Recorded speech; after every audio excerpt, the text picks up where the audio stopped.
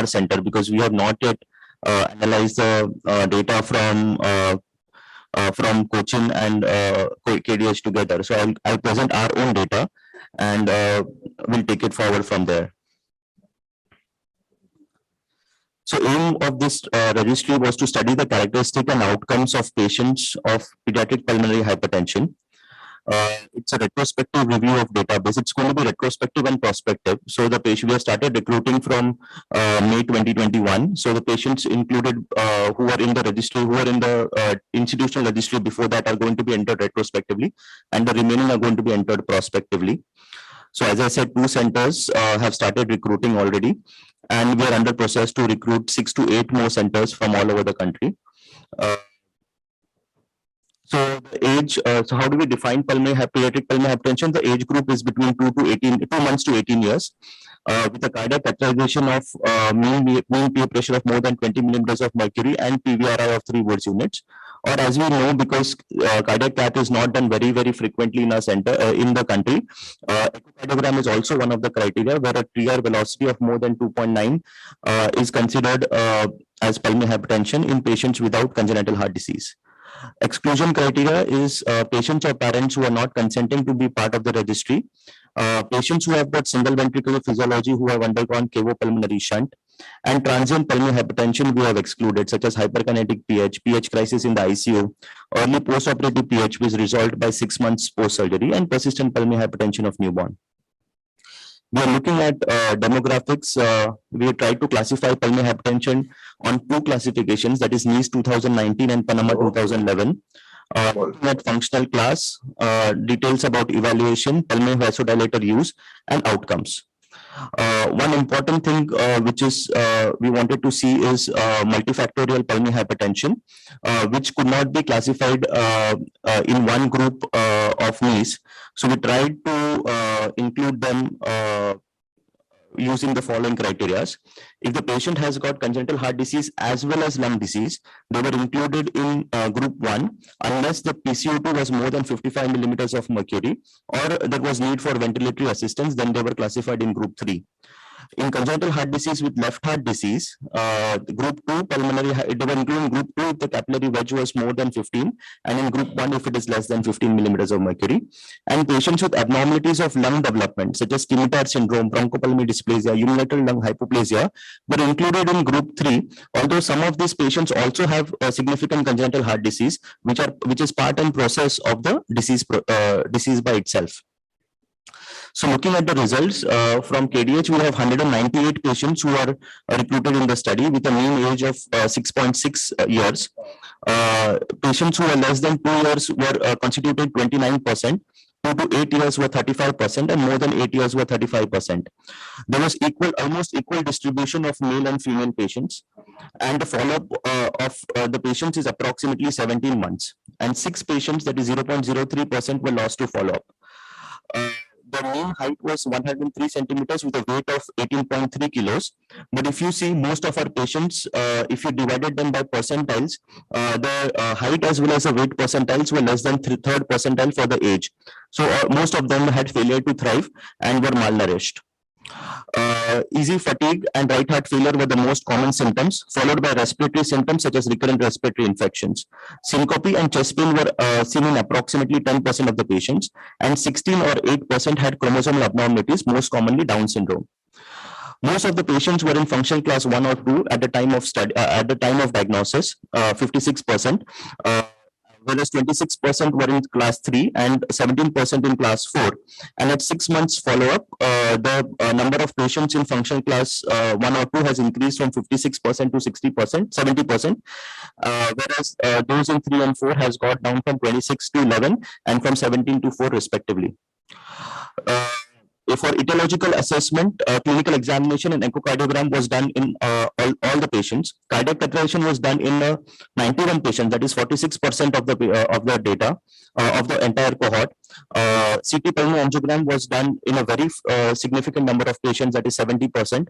USG abdomen with portal venous Doppler was done in 23%. Lung function test and lung perfusion scans were done only in 16 and 2% respectively. Risk stratification was done using 6-minute walk test in 24% patients and NT-proBNP in 27% patients. This is the cardiac catheterization data, and as we can see, it was done in approximately 91 patients. There was expected difference between group 1 and group 2 pulmonary hypertension. The thing to be noted here is vasodilator testing was done in all patients with group 1, but only 4, that is 5.2% of the patients were vasodilator testing positive. According to the NICE classification, most of the patients in our registry were in group 1, that is 78%, followed by 14% in group 2, 1%, sorry, it must be around 10% in group 3, and 0.5 and 2.5% in group 4 and group 5 respectively. Multifactorial pH was observed in as high as 31% of the patients. In CHD, and most commonly it was CHD pH with lung disease, in which most commonly it was a developmental lung disease, and 6 patients had got bronchiolitis obliterans and interstitial lung disease. CHD pH and left heart disease were observed also in 18 patients, which is almost 9% of the cohort, with valvular heart disease being the most common, like mitral stenosis or aortic stenosis, and LV dysfunction, systolic or diastolic, was observed in 5 patients. In group 1 pulmonary hypertension, PH CHD was the most common cause, accounting for 69%, followed by 24% with idiopathic pulmonary hypertension, portopulmonary hypertension in 5% of patients. In pulmonary hypertension to congenital heart disease, a whopping 49% were post-operative pulmonary hypertension, 35% were Eisenmenger syndrome, and 16% with coincidental pulmonary hypertension. The use of pulmonary vasodilators, single pulmonary vasodilator calcium channel blocker was used in 4 patients who were vasodilator positive. Phosphodiesterase inhibitors was as a single drug was used in 24%. Dual was used in 42%. 3, that is along with prostacyclin, was used in 4 patients, and no pulmonary vasodilators was used in 31% of the patients. Group 2, 3, and 5 pulmonary hypertension were not very common. Group 2 was 14 patients. Group 3 was 21 patients, most commonly bronchopulmonary dysplasia. There was 1 patient with thromboembolic pulmonary hypertension, and there were 5 patients who were pH of uncertain pathology, such as chronic liver disease and thalassemia major. This is a survival analysis of the entire cohort. There were 44 deaths. In a median survival was 17 months. The 3, 6, 12, and 24-month survival was 90, 86, 83, and 81% respectively. If we classified it according to the age of presentation, the maximum mortality was in patients who were diagnosed as pulmonary hypertension less than 2 years of age, followed by 2 to 8 years, and more than 8 years. Similarly, the patients who had failure to thrive with a weight of less than 3 percentile were having very high mortality of 28%. According to the NICE classification, patients in group 1 had 20% mortality, group 2 had 43% mortality, group 3 had 29%, and group 4 and 5 we did not have any mortalities in the study, but the patients were very less in that group. According to the functional class, patients who presented as functional class 3 and 4 had worse prognosis. But more importantly, patients who remained in functional class 3 and 4 after 3 months of therapy had a very bad prognosis. In group 1 pulmonary hypertension, there was not much difference between idiopathic pulmonary hypertension, Eisenmenger syndrome, PH due to congenital heart disease, which is out of proportion to congenital heart disease, or PH secondary after shunt closure. So they were almost the same. In idiopathic pulmonary hypertension, patients who were in functional class 3 and 4 had very bad prognosis. However, the prognosis was slightly changed due to institutional practice of doing port shunt. So the patients in green were the patients in whom port shunt was performed, and the blue were the ones in which port shunt was not performed. In multivariate analysis, any other etiological group other than 1, age at diagnosis, weight at diagnosis, WHO functional class 3 and 4 at diagnosis, and right atrial pressure were found to be significantly associated with mortality. So what are the insights we get? It has shown certain interesting facts. As compared to the adults, in which more than 70% patients are females, we have almost equal distribution of gender. Rare causes of pulmonary hypertension like Abernethy malformation are identified, and they are rare as well as treatable causes. Group 1 pulmonary hypertension and CHD, unlike the adult registry, are the most common cause of pulmonary hypertension in children. Eisenmenger syndrome is not rare, and the prognosis is not as good as depicted by the adult registries. Probably the adult registries are capturing the survivors who are natural survivors of Eisenmenger syndrome. Persistent pH after shunt closures have prognosis similar to idiopathic pulmonary hypertension or Eisenmenger syndrome in pediatrics. Incidence of vasodilator testing as compared to the adult pediatric registry is approximately 19%, but in R it is around 5%. And patients who remain in functional class 3 or 4, even after 3 months of therapy, have worse prognosis. Port shunt has significantly reduced mortality in patients with idiopathic pulmonary hypertension when used judiciously. The limitations is a retrospective study as of now, and it's a single center experience which I have presented. Cause of deaths could not be ascertained in most patients, as most of the times it was an out of hospital death. Thank you. Yeah, thank you, Dr. Prashant and Dr. Balakrishnan. Harikrishnan. Dr. Kane? I'm quite impressed with both the registries, especially one looks to be the beginning sort of a thing of the problem, and Prashant's registry looks to be quite up to date with whatever knowledge we have at the present time, how we should approach PH patients. But I would like to know from both, what are the difficulties and how do we get more people to join this? Because I think it requires, let me be very frank with you, even at my level, our knowledge of investigating PH was much different from what it is today. So I believe that educating the cardiologist and the pediatricians or the pediatric cardiologist itself will be a major part of efforts to increase the number of people to join the registry and get these things along, because I believe that we have a long way to go, but I would love to know from you all what's happening. Yeah, I will. Shall I answer that? Yeah, please. Sure. See, when we did the registry, we approached the, because we know that many of the patients treated by respiratory physicians, immunologists, and rheumatologist and all, we have a lot of pulmonary hypertension. But most of them did not have a cardiac evaluation and echocardiogram.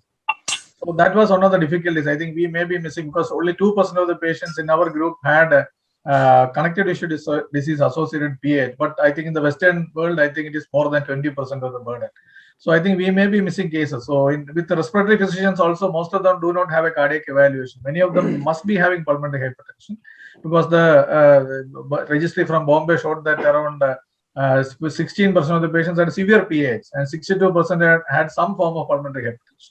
So this may be I think we should have a combined effort by the pulmonologist, rheumatologist, and cardiologist, and physicians also, because many of them will be. Then only we will have a complete picture of what is happening about pulmonary hypertension in our country.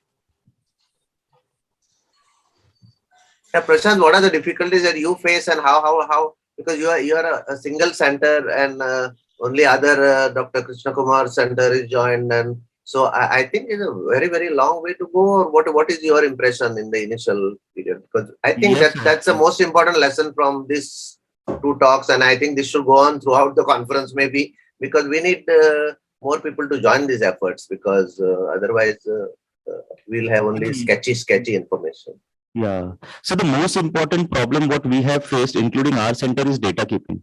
I think as clinicians, we see lots of patients with pulmonary hypertension, but the data keeping is a big issue, especially when we are trying to recruit certain patients in certain rare diseases registry. So I think more than retrospective, if we have a prospective registry like what Dr. Harikrishnan has presented, I think it is going to be very, very important. As pediatric cardiologists, I am sure because of the efforts of the PCSI, there is a lot of interest in PH registries. So hopefully we should be able to recruit more centers. Dr. Atul, you may have a big volume of pulmonary hypertension patients, maybe operated, unoperated, isomerized. How will you like to go ahead with this big data with you? First of all, excellent talks by Dr. Harikrishnan and Dr. Prashant, and it's really enlightening to see the baby steps, especially with the pediatric pulmonary hypertension registry, which has taken and led by Dr. Shine and Dr. Prashant both. So when we have these patients coming into our OPD with pulmonary hypertension, most of them have this diagnosis of severe pulmonary hypertension done by somewhere.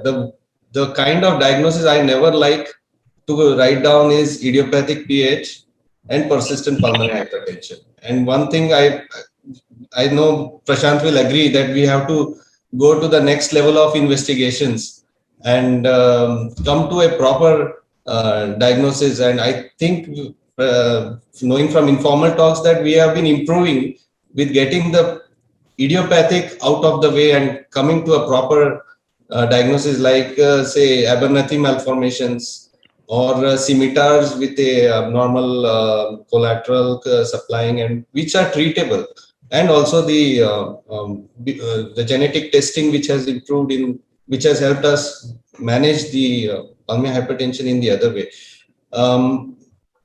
Particular focus of this symposium will definitely improve our outlook towards this disease or the disease process. I think, thank you, Dr. Atul Prabhu. I think for the want of time, we'll need to move on to the next session. I think thanks all the speakers and the chairpersons. Thank you, everybody. Thank you very much. Thank you.